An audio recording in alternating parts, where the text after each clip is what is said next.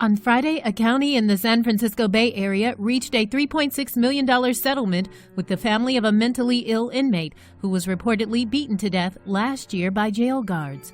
The money will go to the daughter, two sisters, and estate of Michael Tyree.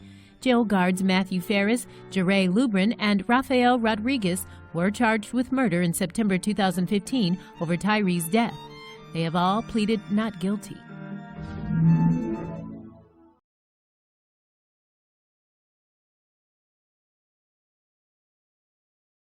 Three officers beat mentally ill dad to death. Taxpayers shell out $3.6 million to pay for bad cops, much like the city of Baltimore, MD did, when faced with a lawsuit from the Freddie Gray family. Santa Clara County, California, opted to preemptively pay the family of Michael Tyree $3.6 million before the case went to trial. Tyree, a mentally ill inmate, was beaten to death last year, allegedly by 3 correctional deputies. Settling the case early, before going to trial, means the bulk of the payment, 85%, will be given to Tyree's daughter, a 7-year-old, without the typical court costs, lawyers' fees, and the suffering that often goes along with a drawn-out trial. Shannon Tyree and Elizabeth Ott, Tyree's sisters, will receive the remaining 15%. County Counsel James R. Williams said there were 13 pending lawsuits and 3 pending claims still unresolved regarding the use of force in the Santa Clara County jails. According to the Mercury News, 3 corrections officers, Jeray Lubrin, Matthew Ferris and Rafael Rodriguez, were charged with murder about a week after Tyree's battered and lifeless body was discovered, on August 27, 2015. All attempts to resuscitate him failed and he was declared dead at the scene. From the beginning, Tyree's death was investigated as a homicide, with the correctional deputies being the prime suspects. The trio is also facing assault charges for beating up yet another mentally ill inmate, Juan Villa. According to the report, Tyree, 31, had been beaten so badly that his spleen burst, causing him to bleed to death internally, according to a medical examiner's report cited in the claim. His disfigurement, including deep bruising and abrasions from his head to his ankles, forced the family to hold a closed-casket funeral service, the claim said. Credibility was added to the charges when, about a month before Tyree was allegedly murdered, text messages confirmed the guards' abusive habits. In one instance, when it was found Villa had defecated in his jail cell, Lubrin entered the cell and rubbed Villa's face in the excrement. It's unclear if all 3 guards will be tried at the same time. Lubrin's lawyer is invoking his right to a speedy trial, which could come as early as March 2017. What is clear, in the opinion of some, is that the treatment both Tyree and Villa received is more reminiscent of the kind of treatment prisoners at the infamous Abu Ghraib, Iraq prison, than it is the type that all incarcerated Americans should receive and are entitled to. No prisoner, mentally ill or otherwise, should be subjected to beatings, humiliation, and murder, especially in the land of the free. But who are we kidding? After all, America incarcerates more people at a higher rate than any other country in the world.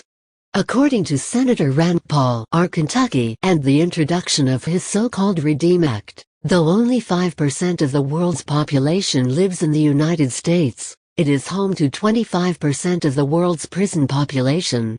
This phenomenon has rapidly increased in the years since 1980, and the federal prison population has grown by nearly tenfold since. Not only does the current overpopulated, underfunded system hurt those incarcerated, it also digs deeper into the pockets of tax-paying Americans. Paul proposed the Redeem Act to fix what he called broken criminal justice system.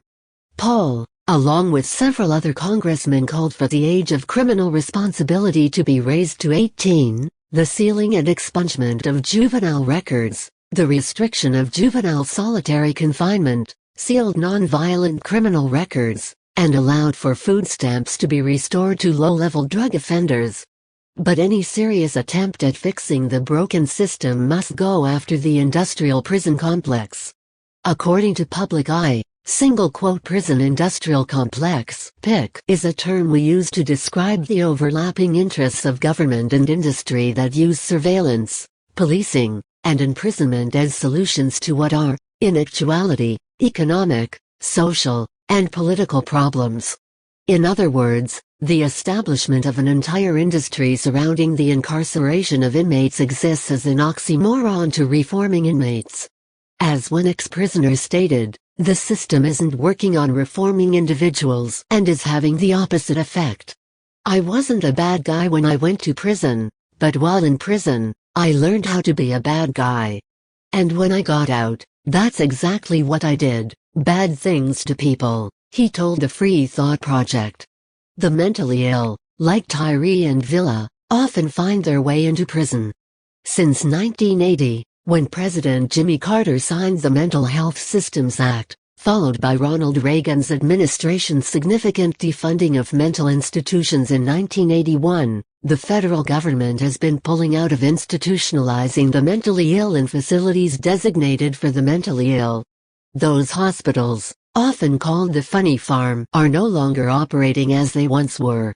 With modern medicine's invention of antipsychotics, the thought has been that they could be medicated to live a somewhat normal life. Example, John Hinckley, Jr., who famously shot President Reagan, was recently released back into the general population. In reality, many mentally ill find themselves institutionalized inside prisons instead of hospitals. Image: http://pixel.watch/QUT7. According to one advocacy group, deinstitutionalization, outdated treatment laws demanding a person become violent before intervention, discriminatory federal Medicaid funding practices, and the prolonged failure by states to fund their mental health systems drive those in need of care into the criminal justice and corrections systems, rather than into the public health system where they belong. It's estimated that there are 383,000 inmates with mental illness in jails and prisons. However valiant advocating for the mentally ill is, no amount of prison reform, legislation, mental health programs, and medicinal treatment can bring back Mr. Tyree. Likewise, no amount of training can remove the evil that must have surely found its way into the hearts of those jailhouse guards who allegedly murdered the man. Read more at http://freethoughtproject.com/mentally-ill-inmate-beaten-death-3-guards-family-